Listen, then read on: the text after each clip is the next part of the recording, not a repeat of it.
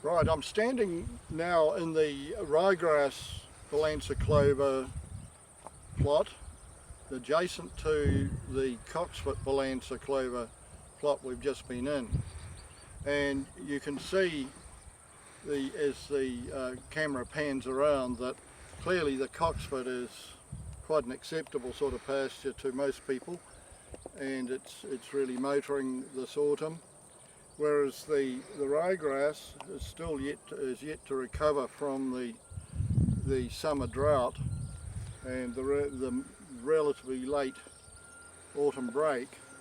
We've got an enormous clover germination, subclover and balansa, and it's quite clear that the plantain is doing pretty well, probably better in the ryegrass because there's no vigorous cocksfoot competition, and the actual grass is quite weak, unfortunately.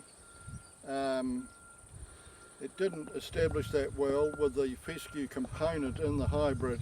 It probably didn't like being sown into a declining temperature in the late March in 2013, so that's one reason why the hybrid hasn't done that well. But we're a bit alarmed at the lack of grass in here, so about a month ago we broadcast 20 kilos per hectare of AR1 ryegrass onto these plots. Now, of course, broadcasting grass isn't the most effective way to increase the grass content, but we didn't want to disturb the germinating clovers and so on by dragging a drill through it.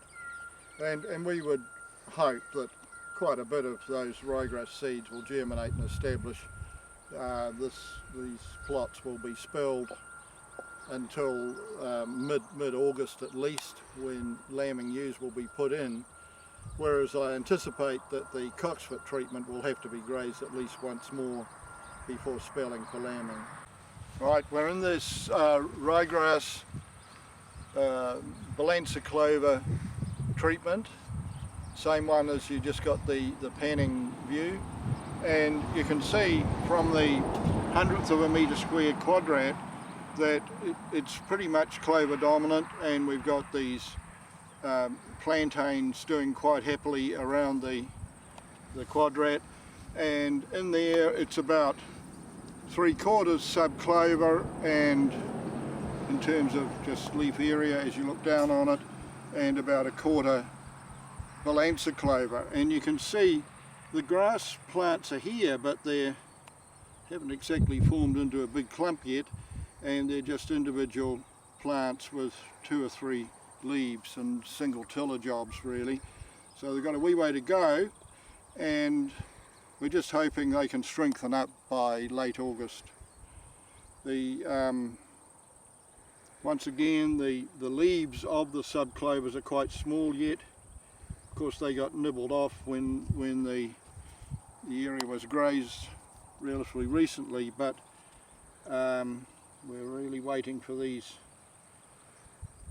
subclovers. There's a Mount Barker with a strong leaf mark, but the two modern varieties, the Denmark and the even newer variety Rosabrook, don't have that sort of leaf mark.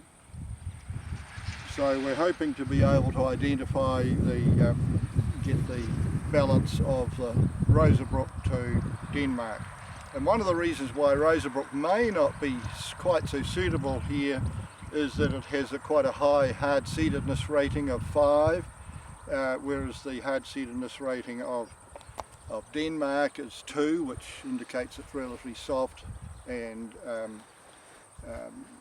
often germinates quite rapidly after seed set in the autumn following the spring that it was produced.